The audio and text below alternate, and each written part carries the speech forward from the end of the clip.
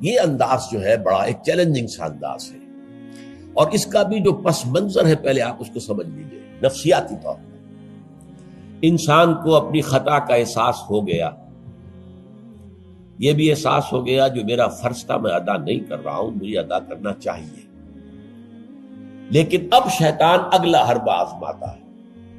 دیکھو ابھی فلاں کام پڑا ہے، ابھی فلاں کام ہے، ابھی بیٹیوں کے ہاتھ گیلے کرنے ہیں، ابھی یہ کرنا ہے، ابھی بچے تمہارے چھوٹے ہیں، ابھی تمہارے بیٹوں کی تعلیم کا مرحلہ ہے، میاں ہو جانا ٹھیک، بعد میں سارے تقاضے مطالبے پورے کر لینا، پہلے یہ ذمہ داریاں تو پوری کرو۔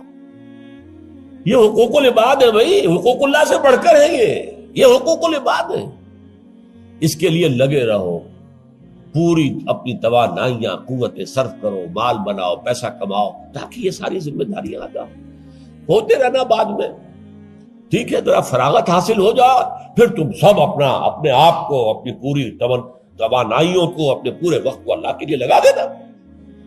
یہ ہے تاخیر اور تعویق، اس کا حربہ شیطان کا، یہ سب سے بڑا۔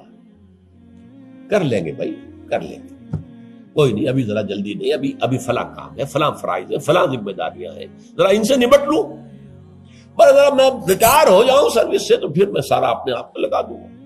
وہ ریٹائرمنٹ کرتے ہیں اس وقت جب آپ کے اندر رہتا ہی کچھ نہیں، اگر آپ کے اندر کچھ رہ جائے تو وہ چھوڑیں گے آپ کو، وہ ساری توانائیاں تو گئی ہیں، اب تو آپ کھوکھلا ایک ڈھانچہ لیے پھر رہے ہیں، آپ کے اندر صلاحیت اور قوت کہاں ہے اب؟ لہذا یہ سارے دھوکے شیطان کے ہیں۔ اس میں ایک چیلنجنگ انداز میں علم یعنی وقت آیا نہیں ہے ابھی اہل ایمان کے لیے، کس چیز کا انتظار کر رہا ہے؟ جو جیسے ہی خیال ہو جائے کہ واقعی یہ فرض ہے، فوراً لبیک کہو۔ تم نے اگر کسی بھی پہلو سے تاخیر اور تعویق کا راستہ اختیار کیا تو یہ شیطان کے پھندے میں گرفتار ہونے کا وہ راستہ ہے اصل۔ وہ شیطان پھر چھوڑے گا نہیں، پھر وہ اسے آپ کو اپنے فتراک کا نخچیر بنا لے گا، اپنے تھیلے میں شکار کی حیثیت سے، جیسے کہ آپ تیتر بار کے تھیلے میں ڈال لیتے ہیں شکار کر کے، اس کے فتراک کے نخچیر بن کر رہ جاؤ گے، پھر آگے نکل نہیں سکو گے۔ یہ تاخیر اور تعویق جو ہے، یہی ہوا تھا غزوہ تبوک میں۔ حضرت کعب ابن مالک رضی اللہ تعالیٰ عنہ نے، وہ بھی ان 3 صحابہ میں سے تھے جو سچے صادق الایمان صحابہ تھے، لیکن غزوہ تبوک میں نہیں گئے۔ حضور نے واپس آ کے جو لوگ نہیں گئے تھے ان سے جواب طلبی کی، لہذا منافقین تو آئے، اللہ کی قسم ہے، خدا کی قسم ہے یا رسول اللہ، میں اللہ کو گواہ کر کے کہتا ہوں یہ تھا یہ تھا یہ تھا، یہ سبب تھا، میں نہیں جا سکتا۔ حضور فرماتے تھے مسکراتے، اچھا جائیے تشریف لے جائیں، کوئی پکڑ نہیں۔ یہ آئے جب کعب ابن مالک تو حضور کے چہرے پر مسکراہٹ تھی، تنزیہ مسکراہٹ۔ آپ فرمائیے آپ کیوں نہیں گئے، کیوں نہیں گئے تھے ہمارے ساتھ؟ عرض کیا حضور میرے پاس بھی زبان ہے، میں بھی جھوٹ بول سکتا ہوں، لیکن آج میں جھوٹ بول کر آپ کی گرفت سے، آپ کی سرزنش سے اپنے آپ کو بچا لوں گا، لیکن قیامت میں کیا کروں؟ خدا کی قسم جتنا صحت مند میں اس زمانے میں تھا اتنا صحت مند کبھی نہیں رہا، یعنی کوئی بیماری مجھے آج نہیں لاحق نہیں تھی، اور جتنا فارغ البال میں اس زمانے میں تھا، ہر چیز میرے پاس تھی، اتنا فارغ البال میں کبھی نہیں رہا۔ لیکن حضور میرے نفس نے مجھے پٹی پڑھائی کہ حضور تو جائیں گے نا 30,000 کا لشکر لے کر، تو اس کی تو ایک خاص رفتار ہوتی ہے، تیز رفتاری سے تو نہیں جا سکتا، اور تمہارے پاس ہے بڑی مضبوط تکڑی اونٹنی ہے، تمہاری جو ناقہ ہے تمہاری وہ تو بہت جو ہے قوت والی ہے، لہذا ابھی 2-3 دن چلنے دو لشکر کو، پھر تیزی کے ساتھ دوڑا کر اپنی اونٹنی کو جا کے مل جانا۔ ہر روز صبح مجھے یہی نفس جو ہے پٹی پڑھاتا رہا کہ اچانک ایک دن میں نے محسوس کیا کہ اب تو چاہے میں کتنا ہی تیز دوڑ لوں آپ کے ساتھ نہیں مل سکتا، بس میں رہ گیا بیٹھ، اب جو صدا دوں۔ یہ ہے تاخیر و تعویق۔ انہیں سزا دی گئی، مقاطعہ، کوئی شخص اس سے بات نہ کرے۔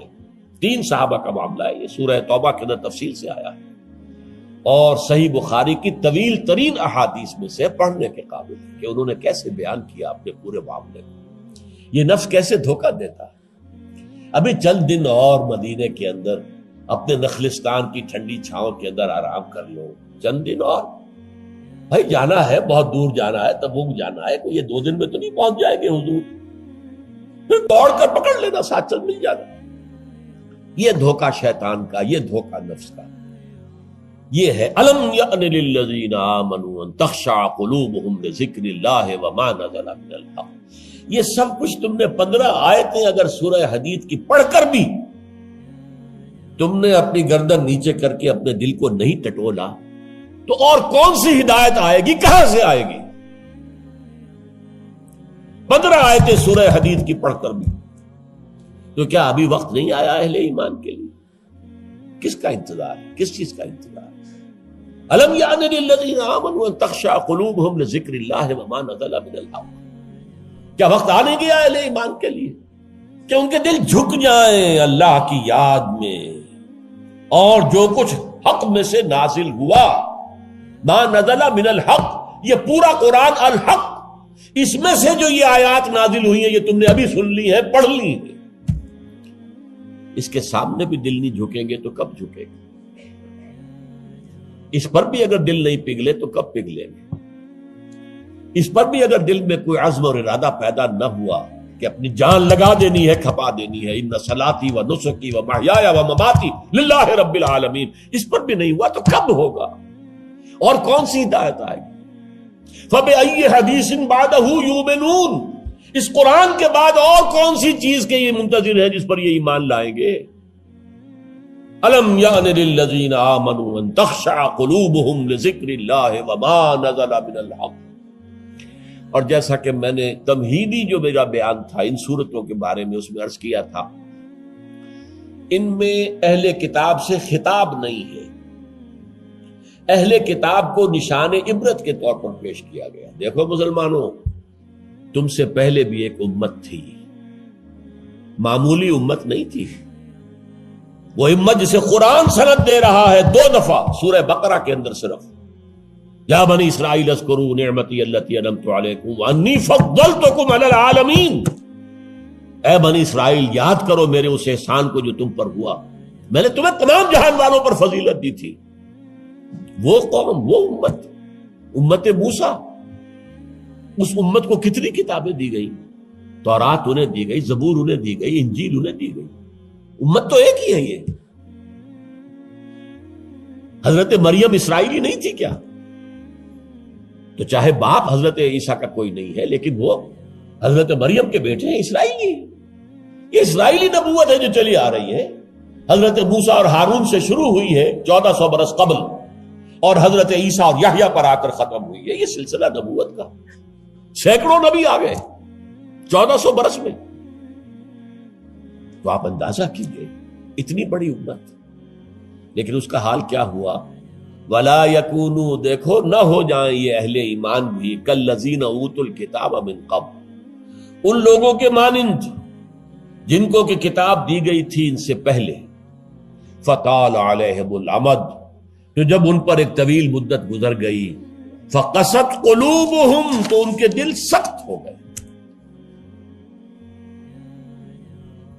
اس کا نقشہ کھینچا گیا ہے سورہ بقرہ میں، ثم قست قلوبکم فہی کالحجارۃ او اشد قسوہ، دیکھو اے بنی اسرائیل، اے یہودیوں، اس کے بعد تمہارے دل سخت ہوتے چلے گئے، بدکاری سے، غلط کاری سے، دنیا پرستی سے، شہوت رانی سے، زر پرستی سے دل سخت ہوتے چلے جاتے ہیں۔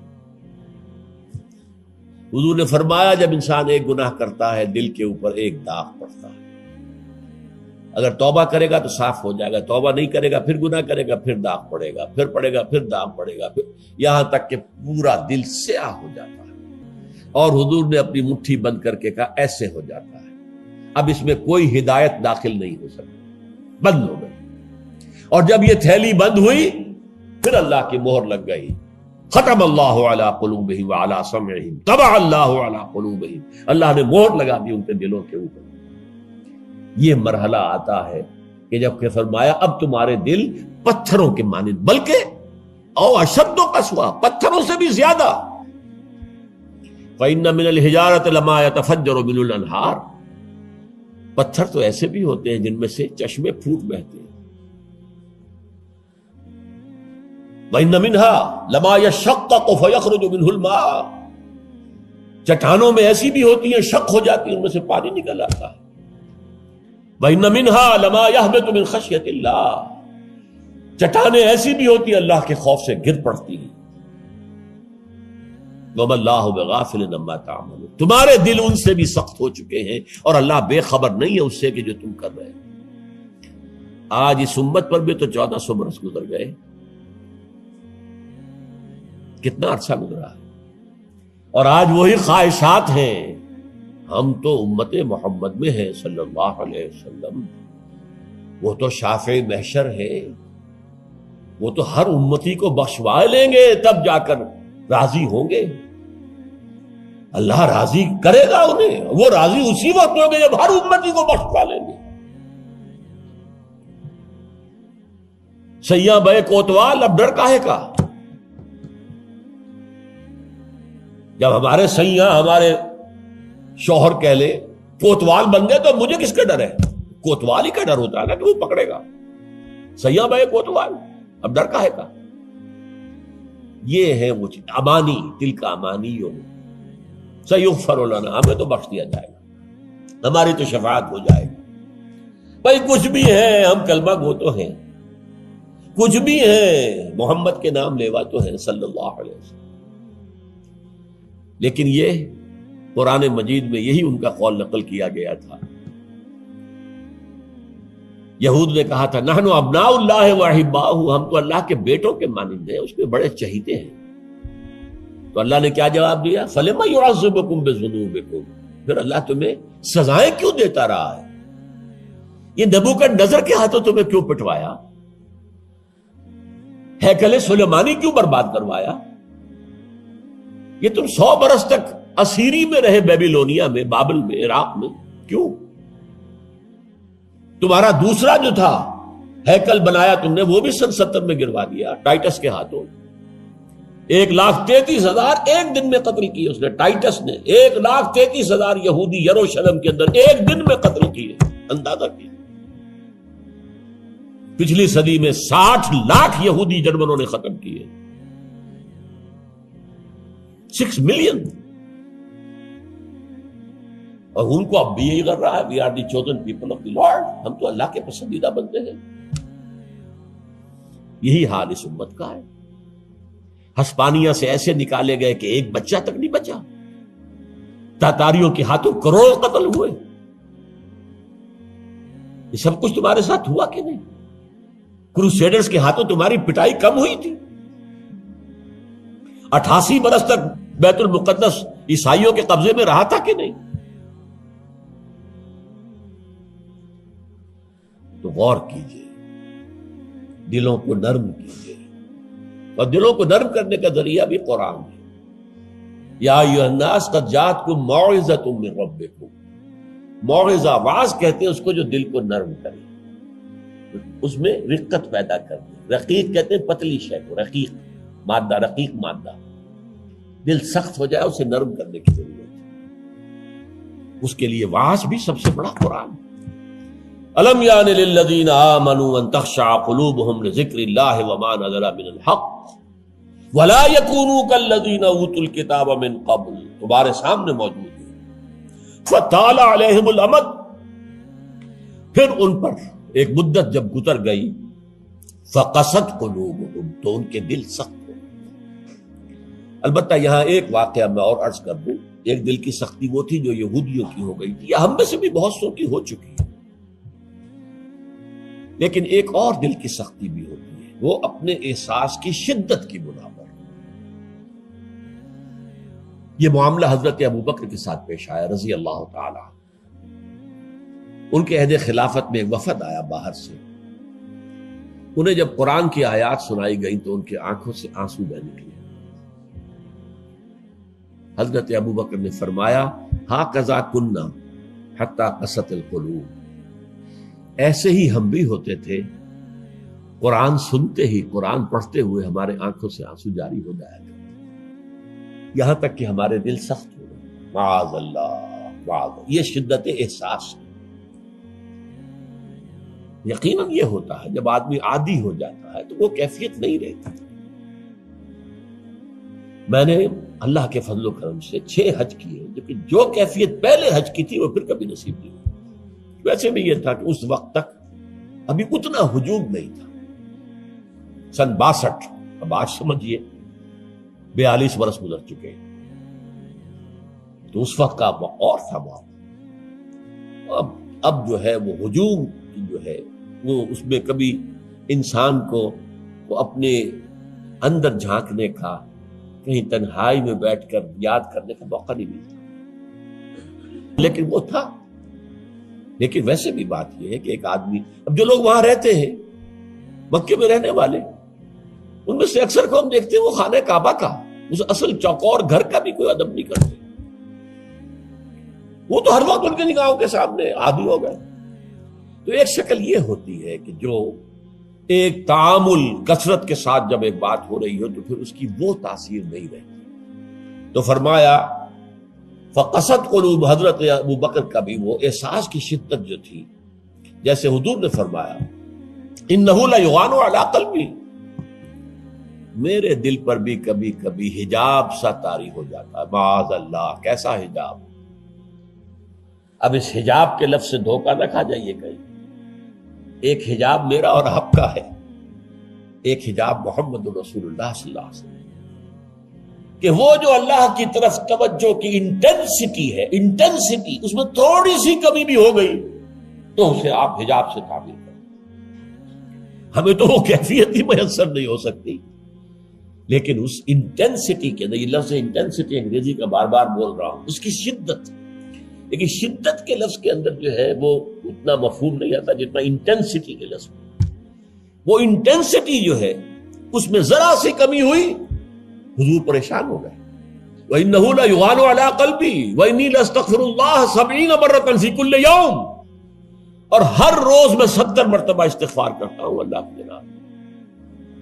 تو کیا آپ گناہ کرتے تھے؟ معاذ اللہ۔ یہ ذرا سی اس توجہ کی شدت میں، انٹینسٹی میں ذرا سی کمی ہوئی، اسے بھی آپ حجاب سے تعبیر کریں۔ تو یہی ہے مفہوم حضرت ابو بکر کے اس قول کا۔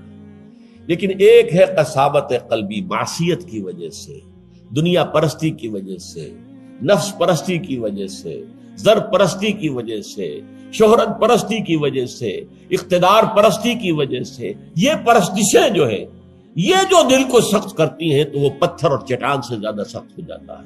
ثم قست قلوبکم فہی کالحجارۃ او اشد قسوہ وان من الحجارۃ لما يتفجر منه الانہار وان منها لما يشقق فيخرج منه الماء وان منها لما يهبط من خشیۃ اللہ وما اللہ غافل عما تعملون وکثیر منهم فاسقون۔ اب ان میں سے اکثریت جو ہے وہ فاسقوں اور فاجروں پر مشتمل ہے۔ کیا یہی کیفیت آج کی مسلمان امت کی نہیں ہے؟ کیا عظیم اکثریت فساق و فجار پر مشتمل نہیں؟ کیا عظیم اکثریت حرام خور نہیں ہے؟ کیا عظیم اکثریت جھوٹی نہیں ہے؟ نفاق کی تینوں علامتیں، اذا حدث کذب وَإِذَا وَعَدَ أَخْلَفَ وَإِذَا خَانَ۔ حضور نے فرمایا منافق کی 3 نشانیاں ہیں، جب بولے جھوٹ بولے، وعدہ کرے خلاف ورزی کرے، امین بنایا جائے، امانت رکھوائی جائے، خیانت کرے۔ یہ الفاظ ہیں بخاری شریف کے بھی اور مسلم شریف کے بھی، اور مسلم شریف میں اضافی الفاظ ہیں وَلَوْ صَامَ وَصَلَّى وَزَعَمَ أَنَّهُ مُسْلِمٌ۔ خواہ ایسا شخص روزہ رکھتا ہو، نماز پڑھتا ہو، اپنے آپ کو مسلمان سمجھتا ہو، لیکن منافق ہے۔ یہی جو میں نے شروع میں آج بات کہی تھی، ایک نفاق ہے شعوری، ایک غیر شعوری۔ وہ منافق سمجھتے تھے ہم عقل مند ہیں، یہ بے وقوف ہے۔ وَإِذَا قِيلَ لَهُمْ آمِنُوا كَمَا آمَنَ النَّاسُ قَالُوا أَنُؤْمِنُ كَمَا آمَنَ السُّفَهَاءُ۔ جب ان سے کہا جاتا بھلے لوگوں، جیسے اور لوگ ایمان لائے ویسے ایمان لاؤ، جیسے وہ اللہ کی پکار پر لبیک کہنے کو ہر وقت تیار رہتے ہیں، کہتے ہیں ہم ان بے وقوفوں کی طرح ایمان لائیں، یہ تو پاگل ہیں، بے وقوف ہیں، فینیٹکس ہیں۔ فنڈامنٹلسٹ ہے، ایکسٹریمسٹ ہے. ہم تو ماڈریٹ اور بڑا روشن خیال اسلام جو ہے اس کے قائل ہیں. جب ان سے کہتا تھا فساد مت مچاؤ، کہتے تھے ہم تو مسلح ہیں بھائی، ہم تو چاہتے ہیں صلح. یہ محمد ہے صلی اللہ علیہ وسلم جنہوں نے اب یہ جنگ کا بازار گرم کر دیا. کیا ضرورت تھی؟ مکے میں 13 برس تبلیغ کرتے رہے، کوئی ہاتھ نہیں اٹھایا، یہی پروسیس جاری رہتا. خامخواہ یہ جنگ کا سلسلہ شروع کر دیا. کیا فائدہ؟ یہ بھی کہا جا سکتا ہے جس دشمن کو گڑ دے کر مارا جا سکتا ہے اسے زہر کا کو دینا ہے. بھائی تمہاری تعلیم اتنی اعلیٰ ہے، اتنی عمدہ ہے، فطرت کے مطابق ہے، پھیلاؤ. لیکن محمد کی سنت کچھ اور ہے، اسوہ محمدی کچھ اور ہے صلی اللہ علیہ وسلم. اس کے لیے منہج انقلاب نبوی میری کتاب کا مطالعہ کیا، تب پتہ چلے گا انقلاب کسے کہتے ہیں. اور یہ رسول انقلاب تھے صلی اللہ علیہ وسلم. بہرحال کثیر منہم فاسقون، جو بات کہی گئی ان اہل کتاب کے لیے اس وقت، آج وہ ہم پر راست آ رہی ہے. اللہ تعالی ہمیں اس سے نکلنے، توبہ کرنے، اللہ کی جناب میں سر جھکانے، اللہ کی کتاب کے سامنے سر جھکانے کی اللہ تعالی ہمیں توفیق عطا فرمائے.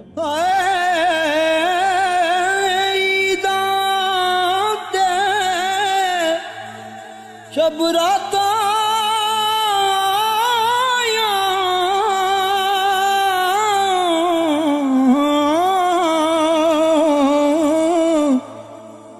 سب لوگ گران آئے،